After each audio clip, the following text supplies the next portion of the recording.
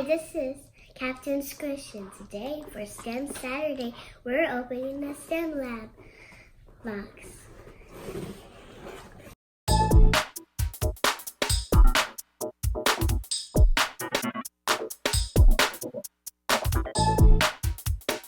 This STEMLab Box is brought to you by Spangler Science Club.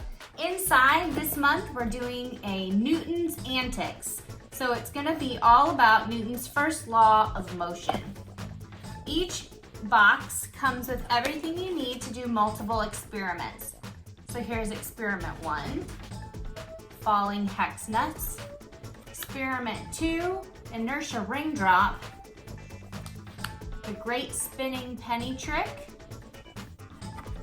And Newton's beads. So there's four experiments in the box, and we're gonna do them for you today. We're gonna start with Newton's beads. So here's everything that came in the box. We have a set of beads, the inertia ring. Looks like they 3D printed it maybe. We've got a water bottle and a cup. What else we got in there? And then we got the hex nuts and a penny. And some balloons. And some latex balloons.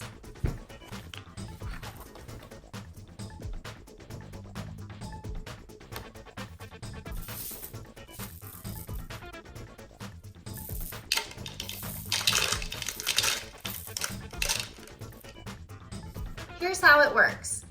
It's possible to explain the science behind the fountain of beads flowing from the cup using what you've learned about inertia. By lifting the cup of beads high off the ground, you provided a source of stored energy called potential energy. The higher you lift the cup off the ground, the more potential energy you put into the system. The initial tug that you provided to start the beads flowing was all that was needed to help turn the potential or stored energy into kinetic energy, or the energy of motion. As the speed of the flowing beads increased, you probably noticed that the beads actually lifted slightly above the ring of the cup due to the inertia of the now fast-moving beads. Newton stated that an object will continue moving in the same direction, initially upward, until the outside force acts upon it. The arcing motion of the beads is caused by the downward force of gravity overcoming the upward motion of the beads.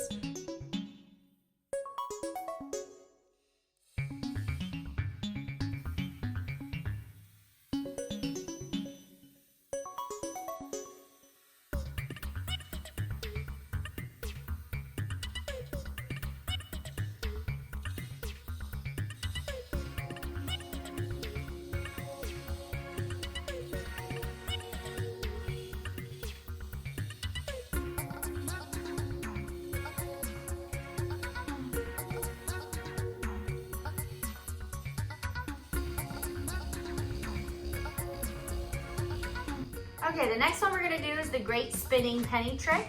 So take out a balloon and the penny. All right, so you're gonna push the penny inside the mouth of a balloon.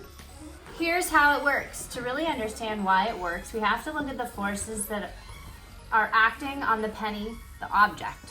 Of course, you add the energy to get things started and to keep it going with the force you put into swirling the balloon. The shape of the balloon forces the penny, or any object in it, to move in a circular path. Otherwise, it would continue to move off in a straight line. Another force to consider is friction. Between the balloon and the penny, the combination of friction and gravity causes the penny to slow down, to stop. The real force in action here is called centripetal force, a center-seeking force. This is a force that is always directed toward the center of circular movement and is actually responsible for keeping the penny moving in a circle.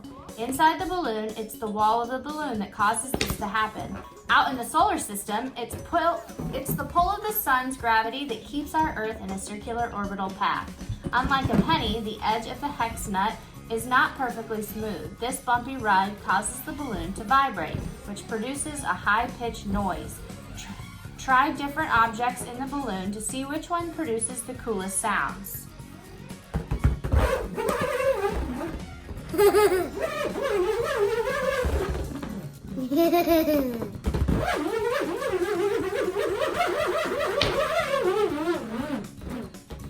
cool. And look, it's making a cool pattern on the edge of the balloon. All right, for experiment 2, we're going to do the Inertia ring drop. This science trick looks impossible. Drop the hex nut into the bottle by pulling the ring out of the way. Don't worry, Newton's laws of motion never fail. Not like that. And then you're gonna put the hex right above it. You do it. All the way at the top. Got it? All right, so now what you're gonna do is you're gonna try to pull the ring out as fast as you can and make the hex nut fall into the bottle. Yeah. Oh! You try. Do it really fast. Ooh! Good job!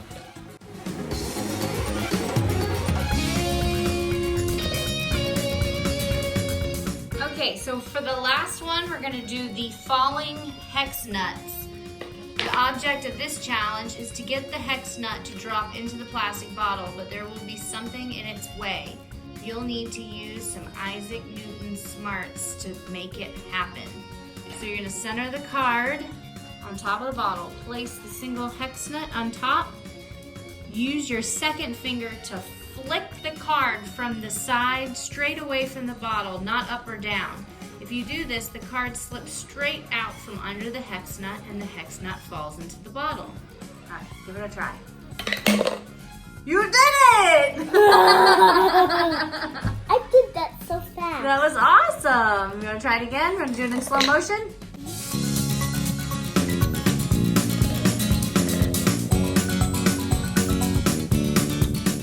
We'll leave links for the STEMLab box from Spangler Science Club in the description box below. Thanks for watching. Give us a big thumbs up.